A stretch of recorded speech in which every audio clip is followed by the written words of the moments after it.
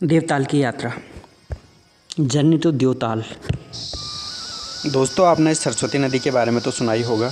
भारत की पवित्रतम नदियों में से एक, जिसे गंगा यमुना के साथ प्रयागराज में संगम करते हुए बताया जाता है। उत्तराखंड की प्रथम ग्राम सभा माणा में स्थित सरस्वती उद्गम, जहाँ पर भीम पुल स्थित है। यहाँ पर विशाल चट्टानों के बीच एक जलधारा प्रकट होती है और सभी लोग यह भी मानते हैं कि सरस्वती नदी का उद्गम यहीं पे है और पास में ही यह केशव प्रयाग में अलकनंदा में विलीन हो जाती है। लेकिन मैं आज आपको इस सरस्वती नदी के वास्तविक उद्गम की तरफ लेके जाने वाला हूँ। भारत के उत्तरी सिरे पे स्थित चाइना बॉर्डर के बिल्कुल पास में स्थित देवताल, जहाँ की हम यात्रा करने वाले हैं। नमस्कार दोस्तों, स्वागत है आपका देवभूमि एडवेंचर एंड ट्रैकर में। अभी हम लोग हैं चमोली में और हम लोग निकलने वाले हैं देवताल के लिए। देवताल की यह यात्रा हम चमोली से माणा पास तक करने वाले हैं। सामने बहती हुई अलकनंदा नदी।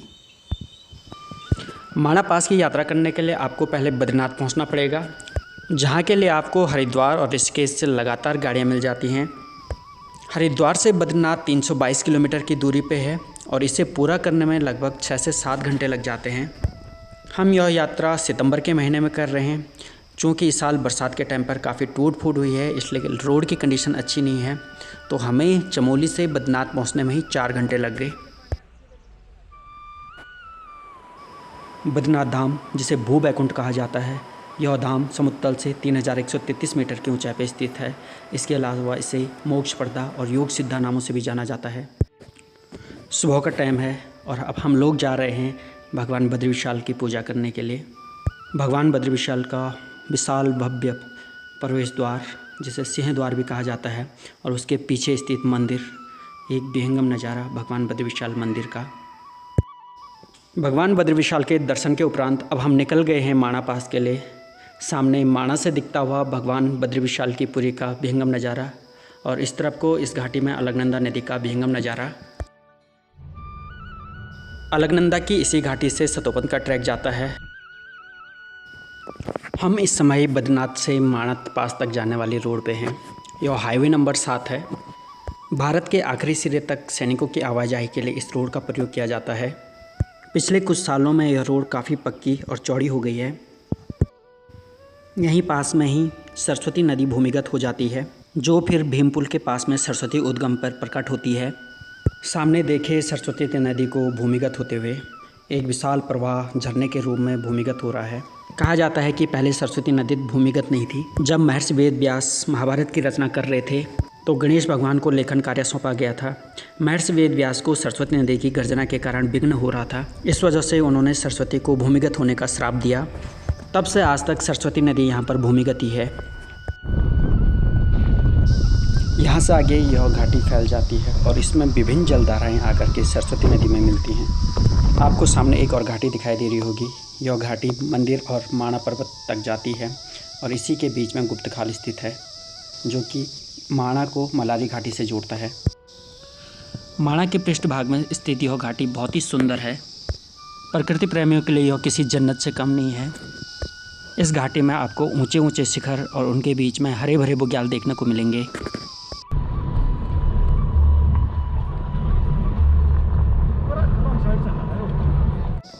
सरस्वती नदी की इस घाटी में कई और ऐसी घाटियां हैं जहां पर कि जल भूमिगत है। सामने ही पर्वतों के बीच में एक ऐसी घाटी जहां से कोई जल आता हुआ प्रतीत नहीं हो रहा, लेकिन इसके निचले भाग में बहुत सारा जल आपको एकदम से निकलता हुआ प्रतीत हो रहा है। यह एक भूमिगत नदी है जो कि यहाँ पर प्रकट हो रही है। सरस्वती नदी के पूर्वी भाग में हिमालय की कुछ बृहत्तम चोटियाँ हैं, जिनमें माणा, कामेट, मंदिर, मुकुट और सरस्वती प्रमुख हैं। इन्हीं पर्वतों की घाटियों में बड़े बड़े ग्लेशियर स्थित हैं, जहाँ से ये जलधाराएँ प्रकट होकर के यहाँ पर निकल रही हैं। जिस सरस्वती नदी को हम माणा ग्राम सभा के पास में निकलते हुए देखते हैं, वह सरस्वती नदी ऊपर से इतनी सारी जलधाराओं से मिलकर के बनती है। न जाने हिमालय की चोटियों से बने कितने ही ग्लेशियरों की घाटियाँ आकर के इस सरस्वती नदी को जल देती हैं। इस घाटी में चलते हुए मैंने महसूस किया कि ज्यों-ज्यों हम आगे जा रहे हैं, वैसे ही हरियाली भी कम होती जा रही है। जो घाटी पहले हरी भरी दिख रही थी, वो अब पथरीली ज़मीन में परिवर्तित हो गई है। अभी हम इस समय महान हिमालय के बिल्कुल बीचों बीच में हैं और हम ट्रांस हिमालय की तरफ को बढ़ रहे हैं। ग्रेट हिमालय के पार इस क्षेत्र में बारिश ना के बराबर होती है। जिस वजह से यहाँ का मौसम साल भर शुष्क रहता है। हम लोग पहुँच गए हैं घस्तोली, जो कि माणा से लगभग 13 किलोमीटर की दूरी पे है। माणा आखिरी आबाद ग्राम है। इसके बाद यहाँ से आगे सिर्फ सैनिक छावनियाँ हैं। घस्तोली समुद्र तल से 4000 मीटर की ऊंचाई पे है और यहाँ पर सरस्वती नदी काफ़ी खुली हुई है। घस्तोली वह अंतिम जगह है जहाँ पर आपको कुछ मात्रा में हरियाली देखने को मिलेगी। यहाँ पर आर्मी और आईटीबीपी की चौकियाँ स्थित हैं। घस्तोली से ही बद्रीनाथ से गंगोत्री को जोड़ने वाला कालिंदी खाल ट्रैक शुरू होता है। यह ट्रैक अपने डिफ़िकल्टी लेवल के लिए काफ़ी प्रसिद्ध है। उत्तराखंड के सबसे महत्वपूर्ण ट्रैकों में से यह ट्रैक एक है। सामने दिखता हुआ श्वेता ग्लेशियर, जहाँ से निकलती हुई एक जलधारा जिसे कालिंदी नाला कहा जाता है। इस घाटी में अवलांचे पीक और कैलाश पीक जैसी चोटियाँ हैं और इन्हीं चोटियों के बीच में कालिंदी खाल पास है, जो कि 6100 मीटर की ऊंचाई पर स्थित है। यह भारत के सबसे मुश्किल और दुर्गम ट्रैकों में से एक ट्रैक है।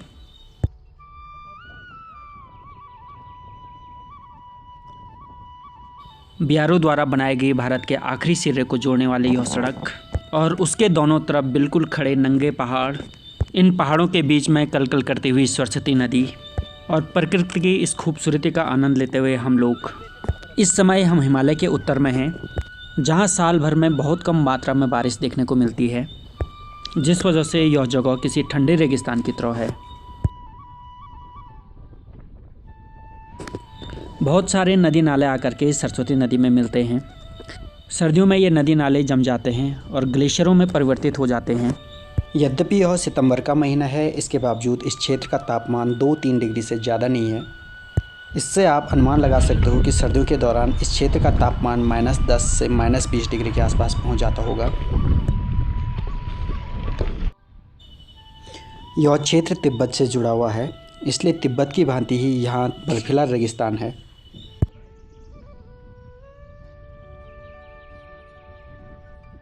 दूर दूर तक फैले हुए नंगे पहाड़ लद्दाख और स्पीति का एहसास दिला रहे हैं। उत्तराखंड में माणा घाटी के अलावा कुछ अन्य घाटियाँ भी हैं, जहाँ आपको ये दूर तक फैला हुआ रेगिस्तान दिखाई देगा, जिसमें इसी घाटी से सटी हुई नेलोंग घाटी और नीति घाटी प्रमुख हैं। अभी हम लोग पहुंच चुके हैं चमराव नाले के पास में। सामने यह नदी जो आ रही है, यह चमराव नाला है। ऊपर हिमालय के शिखरों से नीचे को बहती हुई जलधारा जो आकर सरस्वती नदी में मिल रही है। न जाने कितनी ही जलधाराएं मानो स्वर्ग से उतर के धरती पे आ रही हों। सामने ही साफ और स्वच्छ बहती हुई सरस्वती की धारा। माँ सरस्वती का विशालकाय प्रवाह और माणा बॉर्डर तक जाती हुई ये बॉर्डर रोड, दूर ग्लेशियरों से निकलती हुई कुछ जलधाराएं जो कि सरस्वती में जुड़ती हुई। हम समुद्र तल से लगभग 4500 मीटर की ऊंचाई पे है और इस ऊंचाई पे हाई एल्टीट्यूड सिकनेस के होने का खतरा रहता है। हाई एल्टीट्यूड सिकनेस में बॉडी शिथिल हो जाती है और सर में दर्द होना लगता है। माणा पास की इस यात्रा में हम कुल 5 मेंबर हैं। 5 में से 3 मेंबरों को ये सारे सिम्टम्स महसूस होने लगे हैं। दूर पहाड़ के इस रेगिस्तान में कोई भी पौधा नहीं है, इस वजह से यहाँ ऑक्सीजन की भी भारी कमी होती है। ऐसी विकट परिस्थितियों में कोई एक सामान्य आदमी मुश्किल से 1 या 2 दिन रह सकता है, लेकिन देश की सेवा में तैनात सैनिक पूरे 8 महीने इसी क्षेत्र में रहते हैं। हमें अपनी भारतीय सेना पर गर्व है, जो इन विकट परिस्थितियों को सहते हुए हमारे देश की रक्षा करते हैं।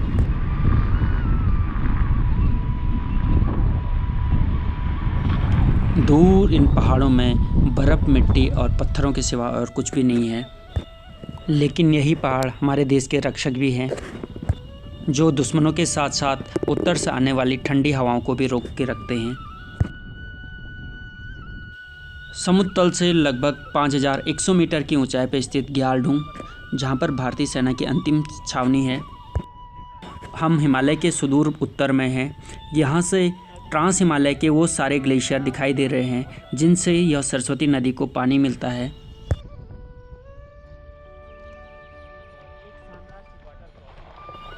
माणा पास जाते हुए यद्यपि रोड कंडीशन ठीक है, लेकिन इसके बावजूद कुछ स्थानों पर आपको गाड़ी को धक्का मार के भी निकालना पड़ता है।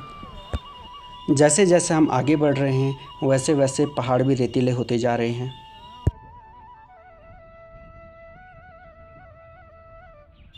हम माणा से 42 किलोमीटर की दूरी तय कर चुके हैं और अभी 6 और किलोमीटर आगे माणा पास है। इस क्षेत्र में सरस्वती नदी भी भूमिगत होकर बहती है। हमें कहीं कहीं पर सरस्वती नदी की तरह दिखाई दे रही है, लेकिन कहीं पर बिल्कुल भी पानी नहीं दिखाई दे रहा है।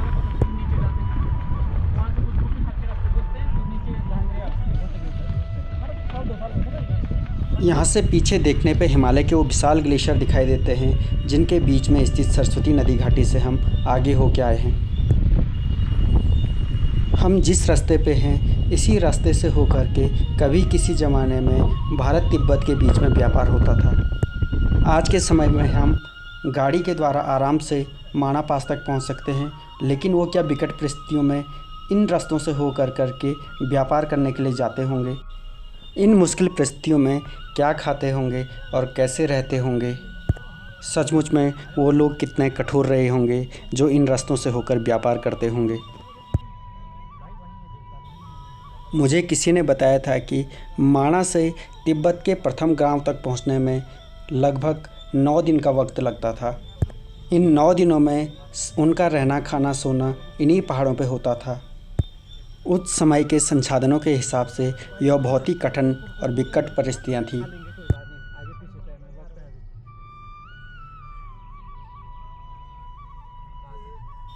सामने यह जो ग्लेशियर दिखाई दे रहा है यही सरस्वती का उद्गम है। इसे सरस्वती ग्लेशियर कहते हैं।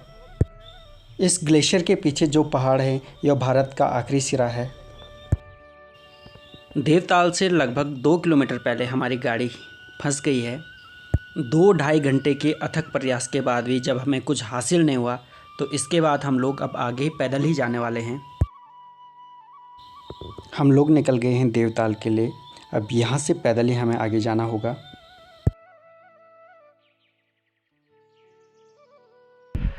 तो देवताल है यहाँ से लगभग 1 से 1.5 किलोमीटर और ये ऊपर ये जो रिच है इसको क्रॉस करके देवताल आ जाता है। हम लोग पहुँच गए हैं पहले ताल पे। यह है दानव या राक्षस ताल। इस ताल के बारे में किंवदंती है कि जिनके बच्चे नहीं होते हैं उनको इस झील का पानी पीना चाहिए। राक्षस ताल के ऊपर पे ही मैनाक ताल है। यह पहाड़ों के ताल है। इस ताल का नामकरण मैनाक पर्वत के नाम पे हुआ है। मैनाक देवताओं के पुत्र थे जिन्हें समुद्र में जाने का श्राप मिला था। मैनाक ताल से आधा किलोमीटर आगे निकलने के बाद दूर दूर तक हमें रिजी रिज दिखाई दे रहा है। इन्हीं ऊंचे ऊंचे पहाड़ों से घिरे हुए बीच में यह है देवताल, जिसे भगवान का ताल कहा जाता है। देवताल के पास में ही हनुमान जी का एक छोटा सा मंदिर है। देवताल समुद्र तल से 5460 मीटर की ऊंचाई पर स्थित है। यह उत्तराखंड की सबसे ऊंचाई पर स्थित झील है। ऊंचे ऊंचे पहाड़ और उनके बीच में पथरीली भूमि जहां पर स्थित है देवताल। मैं अभी स्थित हूँ भारत भूमि के आखिरी सिरे पे स्थित एक सुंदर झील के किनारे। यह झील देवों की झील है और इसे देवताल कहा जाता है। इसके पूर्व में ऊंचे ऊंचे हिमालय की चोटियाँ हैं। दक्षिण में भारत की तरफ से बादलों का जमावड़ा आ रहा है। लगभग 1.5 किलोमीटर की परिधि में फैली हुई यह झील भारत की सबसे ऊंचाई पर स्थित झीलों में से एक झील है। देवताल से माणा पास की कुल दूरी 2 किलोमीटर के आसपास है। प्राचीन समय में इसी दर्रे से भारत चीन के बीच में व्यापार होता था, जो अब बंद हो चुका है। दूर वह बादलों का क्षेत्र चीन है और सामने यह माणा पास है।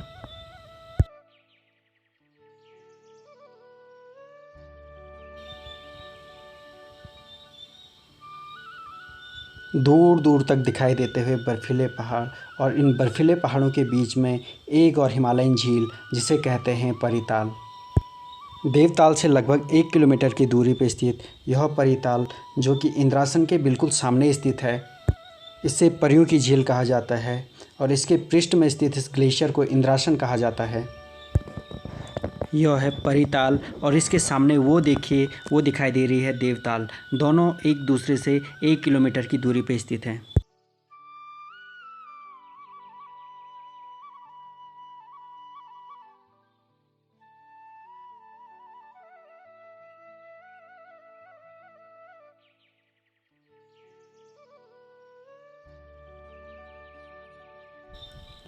दोस्तों, इस समय मैं मौजूद हूँ भारत के आखिरी छोर पे, जिसे माणा पास, डुंगरीला पास कहा जाता है। सामने उस रिज के पार चाइना है।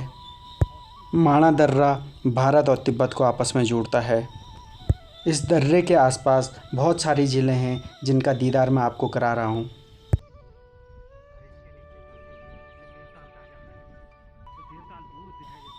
भारत और चीन को विभाजित करने वाली इस रिज पर झीलें ही झीलें हैं। इन झीलों का पानी आके सरस्वती नदी में मिलता है। दोस्तों, ये यात्रा देवभूमि एडवेंचर एंड ट्रैकर के सौजन्य से की गई थी। यदि आप भी इस यात्रा को करना चाहते हो तो आप हमें संपर्क कर सकते हो। माणा पास की यात्रा का वीडियो आपको कैसा लगा कमेंट के माध्यम से ज़रूर बताएं। साथ ही साथ हमारे चैनल को लाइक, शेयर और सब्सक्राइब ज़रूर करें। मैं जल्दी आपसे मिलूँगा किसी अन्य वीडियो के साथ। तब तक के लिए धन्यवाद।